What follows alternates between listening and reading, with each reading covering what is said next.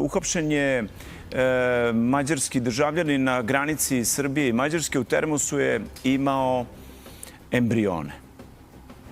Iz Novog Sada, radio u Novom Sadu u jednoj klinici, a i u termosu su pronađeni veliki broj embriona. Vi ste bili ja malo ti, malo vi, ali ovako, ajmo na vi, ipak zbog televizije, pričali dosta o tome. Ja dosta pratim to.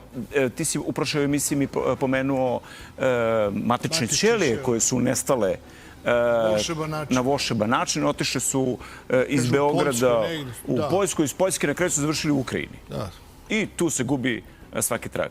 I niko ne priča o tome više. Pa da, ali čekaj bre. Uopšte teme koje su od interesa za javnost, njih nema. Prosto... Ko trguje? Kako je moguće da mi nemamo mogućnost da... Ne znam ko trguje, da li se trguje, ali trgovina je uvek... Šta možemo da kažemo o vantelesnoj oplodnji u Srbiji?